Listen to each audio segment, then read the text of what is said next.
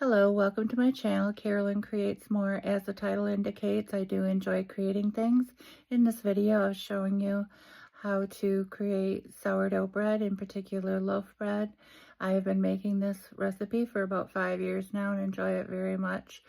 I do mix my dough using a dough hook in a bowl. I have not tried stretch and fold yet, as many do, and I hope you enjoy this and it inspires you to create your own sourdough bread. I am not making a starter in this video. I am using my already made starter, and my starter is about 6 years old now, and there's lots of videos out there as to how to create starter. I would say if you're going to make your own starter, not to be discouraged and to have patience. Mine took about 10 to 14 days to create. And yeah, the other hint for starter, in my opinion, that helped me out was that when you feed your starter, you need to feed it more than what's actually in the jar itself. So if you have 2 cups of starter already in your jar, you're going to want to add more than that to it to feed it. So that's why they say to either discard some of your starter or use it in other things, maybe make some pancakes or pizza crust or something like that from it, and so that you can draw it down every once in a while. Now me, I just use it in my bread. And so if I make bread every 10 days or so, and so I'm constantly drawing it down, feeding it, and using it that way. And I store it in the refrigerator between times, of course. So here is my video, and I hope it inspires you to make your own sourdough bread. Good morning, everyone. I am making sourdough bread this morning, so I just thought I'd make a video and show you how easy it is. So first of all, I got my starter out of the fridge this morning, and I put 2 cups of it already in a measuring cup for 2 cups for my bread I'm making today. But this is what I have left, if you can see, in the jar that I will put back in the refrigerator. So I am going to feed my starter. So I'm going to add more to it so that it's ready for next time. So I'm putting 2 cups of spring water in my starter, and I'm going to add 2 cups of unbleached, and I just happen to use bread flour. So it has to be unbleached, but you can use all-purpose. And I happen to use it's actually a Tupperware stirrer that I have, but I don't know how true it is that you shouldn't use metal on starter or sourdough, but I have heard that, so I have never used metal, and I just use this good sturdy spatula type thing that I've had for quite a few years. And I'm stirring the 2 cups of spring water and unbleached bread flour into my starter. Now, I am seeing that it's a little thick, in my opinion, and it will vary on you. So I'm going to add just a tad of water, because once you start adding like this, boy, you can get your ratios way out of whack. But anyway, I'm just going to add a little bit of water to it. And I'm going to let it sit out on the counter all day, and it's going to rise in the jar, probably most of the way to the top, and then it's going to fall over the next 24 hours. And then sometime tomorrow, I'm going to put it back in the fridge, and then it will be ready for bread the next time I decide to make it. So that's how I keep my starter going. And as you can see, if you can see, it's kind of like pancake batter. Whoops, sorry. See? And you just stir it up. I mean, it might be a little lumpy, but that's okay. All right, so I am going to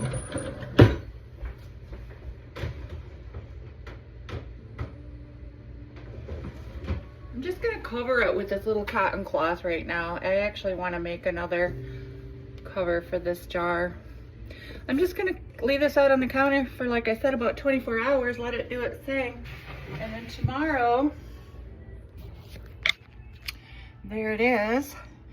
Tomorrow, I will put it in the fridge. And then it will be ready for the next time when I pull it out to make my bread. So that's the starter. Now I'm gonna make bread, and I'm gonna go ahead and put that in the next video. Okay, I have this mixer with a huge bowl. The reason why I bought this was so that I had a really big bowl. My other mixers, I had a little trouble with the dough going up, in even a big batch of cookies. The dough would go up under and get to be a mess. So anyway, this was just on Amazon for a couple $100 and it's worked quite well. So I'm going to take my handy dandy spatula again, and I'm going to take my 2 cups of starter that I poured out of that bowl this morning, and I'm just going to put it in the bowl, in the mixer bowl.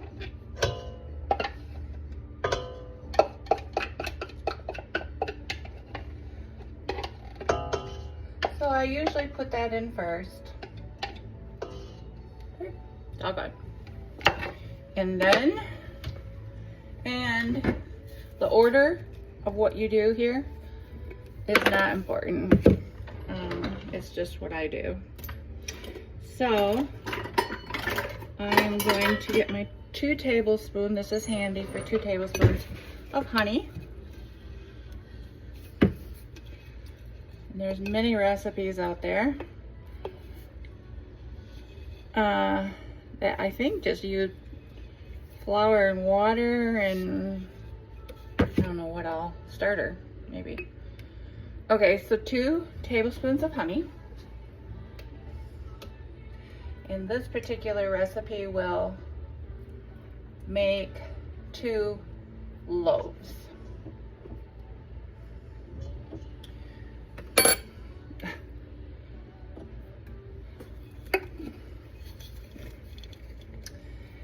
And the next is 2 tablespoons of butter.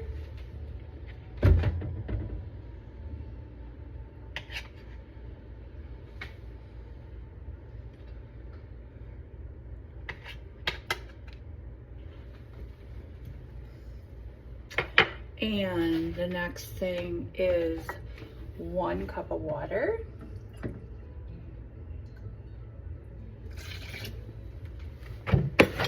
And the next is half a cup of milk. Wow, my milk is really full this morning.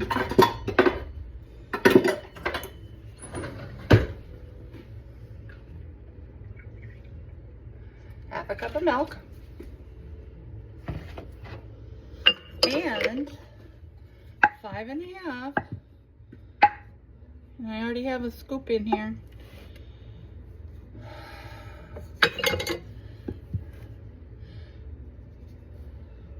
5 1/2 cups of unbleached flour. 3, 4, 5, and I'll use 2 of these to make up my half.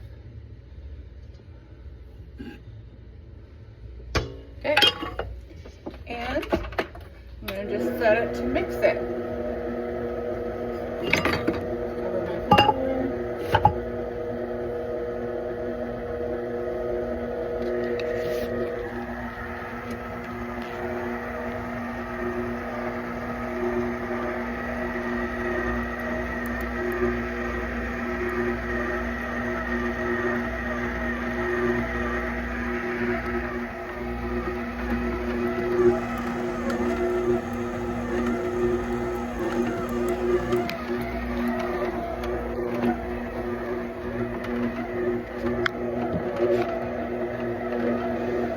That wasn't a very good video showing that how it's mixing, but let's see, and then I lost, so I'm continuing on making sourdough dough for 2 loaves of sourdough loaf bread.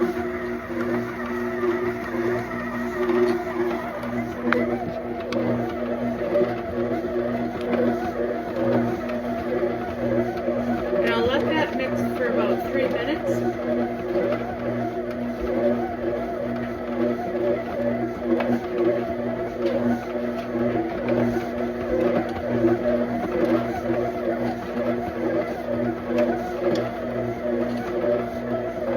Now this mixer, and I'm not sure, I don't think it's a defect, but I think it shuts off if it gets a little hot or too much, and basically it's about at the 3-minute mark where sometimes it'll shut off on me, and so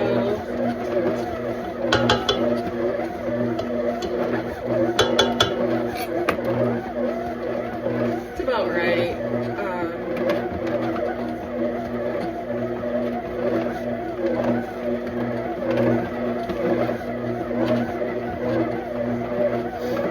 And you will also figure out when, after you make this a few times, you'll know if you need to add a little more water, or if it's a little silkier, add a little more flour. You learn along the way. But I've been making it this way for about 5 years now, and it has worked well for me. Sometimes the bread is a little drier, sometimes a little softer. It always makes delicious toast, and sometimes you have to get used to the little drier because we're so used to our soft Wonder Bread here in the United States. About 15 years ago, our little German exchange student remarked how our bread is way too soft here in the United States. So I think this is what she was referring to. She's used to more of the artisan breads. They were healthier, I believe. The bread she was used to in Germany than what I was buying at the time. A little more honey in there.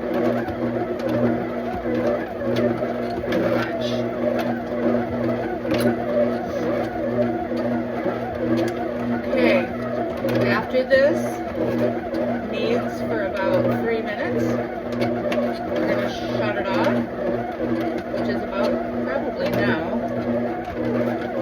We're going to shut it off.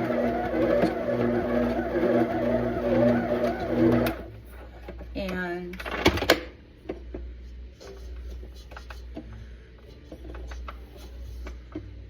this is what it looks like. And now we're going to just let it sit here for about a half hour. And then after a half hour, I'm going to add 2 teaspoons of salt. And then we're going to let it sit in this bowl, or this here, only because I don't need to use it again for anything right now.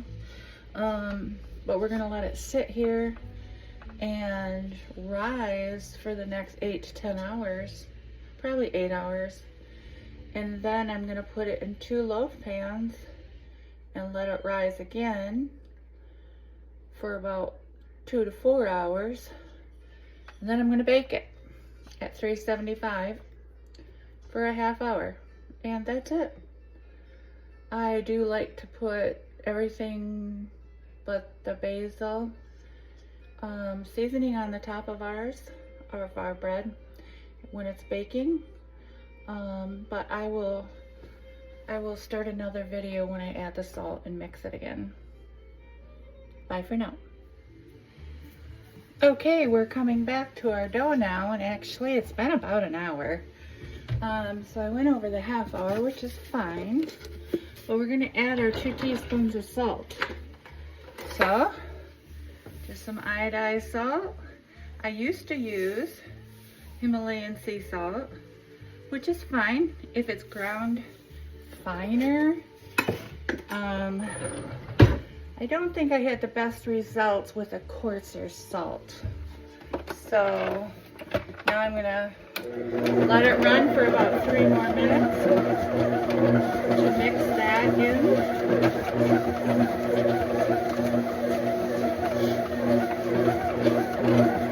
And just to kind of watch it to see, you know, if it changes form in there to make sure the salt gets incorporated into the dough. I can try to show that, and see how it does wind up around the dough hook. I'm gonna go a little faster so it flips.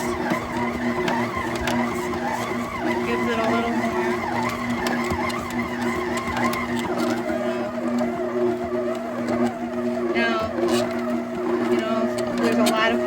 Love to do the stretch and fold method, and I have not tried that yet. This mixer works great for me, but one of these days I am going to try stretch and fold. But I figure that if I have to get the dough bowl dirty to mix the first initial ingredients, I'm going to just use the dough bowl and the dough hook to finish the process. As you can see, it's mixing it up nicely, and it'll continue that for about 3 more minutes, or 2 more minutes, I'd say.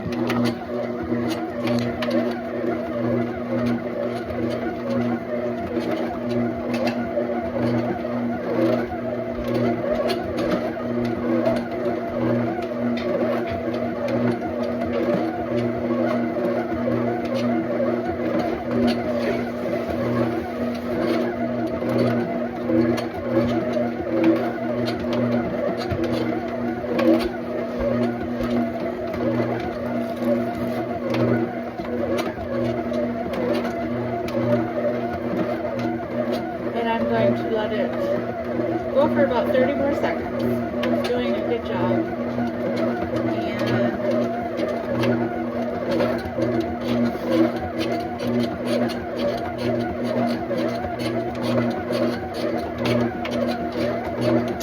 Alright. Shut it off. Raise the dough hook. As you can see, it's sticking to my dough hook. You can take it off. There's the glob. I'm gonna let it sit there for at least 8 hours. I may do 9 or 10. And let it sit there for the day. Let it rise. After it's done, I'll put it in 2 loaf pans. Let it rise for about 2 to 4 more hours till it's at least to the top of the bread pans. And then I'll bake it at 375 for 30 minutes. I think I forgot to mention that I like to cover my bowl when it rises with a plastic wrap. These are just plastic bonnets that I get off Amazon, and we use them a lot around here. You can also make the cloth bowl covers, which I think probably would work just as well, but I think the plastic would probably keep the heat in a little better, because I do think as the dough rises, it produces warmth, which makes it nice to rise. Some people put their dough on top of the refrigerator to rise if the kitchen is a little cooler. I guess I would recommend that. We keep our house kind of warm, so not probably necessary, but I would if it was cooler. And by cooler, I mean probably less than 70 degrees, because we keep it between 70 and 72. All right, till it rises and I put it in bread pans. I will see you later.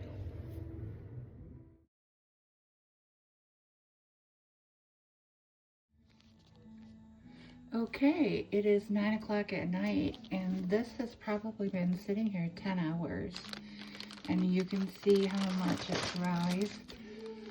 Almost to the top.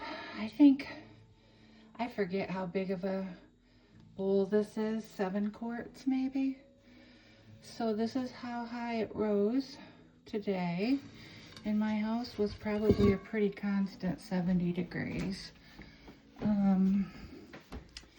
And now I'm going to get the bread pans. Okay, so I've got my bowl of risen sourdough, and I have these pans are Wilton pans. They're a little wider than normal, and this is what I've been using for my bread. You can see the one here on the end is glass. That one is just the regular Pyrex. Now if I use that one, I believe the bread would go higher, but I'm pretty happy with how this wider pan is. So, and I have some Santa Claus or Rudolph music on here. But anyway, so I'm gonna move the clear one out of the way. I've got these here. I do spray them. And I put a little spray or butter on my hands too, so the dough doesn't stick. And so I'm gonna just gather it out of the mixing bowl. And divide it in half as best I can. Put it in the pan. And as usual, I get one loaf a little bigger than the other one. Seems like that just happens every time. Try to divide it out. Then, okay, as you can see, I've got my loaf in here. It's a little slick. And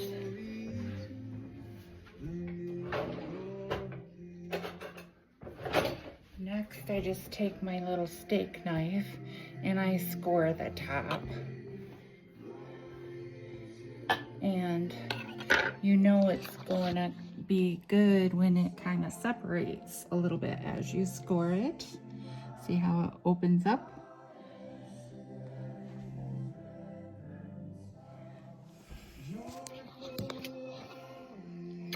And I also like to sprinkle some everything but the bagel.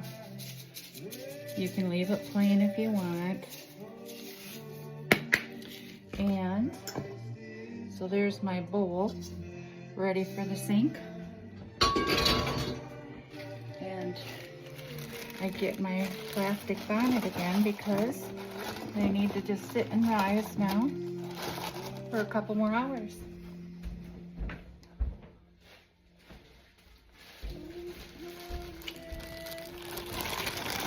And just leave them out on the counter, and I'll let them rise for a couple hours, and then we'll bake them.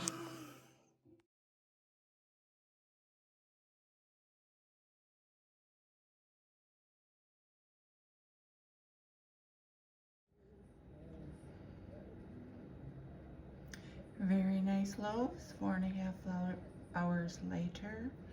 ready to go into the oven at 375 degrees for 30 minutes. And here is the fresh baked loaves right out of the oven. I'm going to now put some butter on them and let them cool.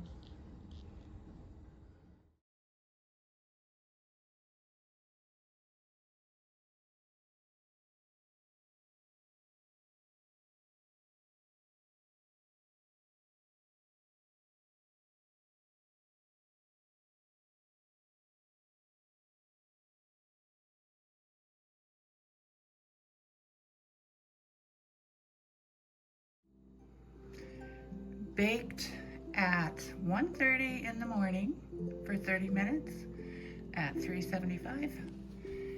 Here is the delicious loaf breads from my sourdough recipe.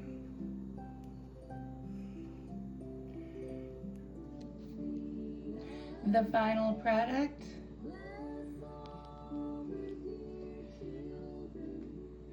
Now, this recipe was using 2 cups of starter originally, and I did not post the recipe for the starter. So if you do not have starter, you would need to create that or get a sample from a friend or someone who makes it. There's lots of tutorials on YouTube to how to make starters. My biggest advice for starter making is not to give up. It took me 10 to 14 days to get mine so it was ready for baking. So I think the biggest problem there with starter making is impatience, and you think it's ready when it's not. When it begins to bubble up, you'll know it's ready.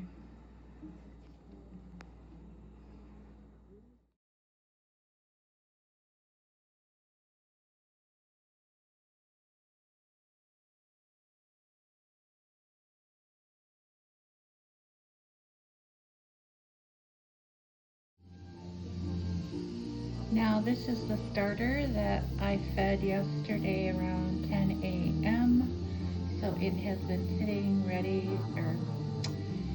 and rising and falling over the last 30 hours. And so here's the big reveal. See how bubbly it is?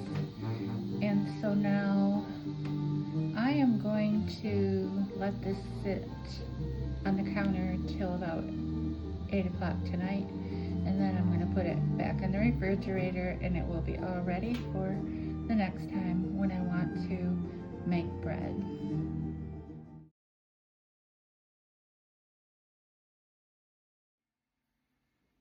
Thank you for watching Carolyn Creates More and how to make sourdough loaf bread. I hope it inspires you to make your own, and I hope to see you in the next one. Goodbye.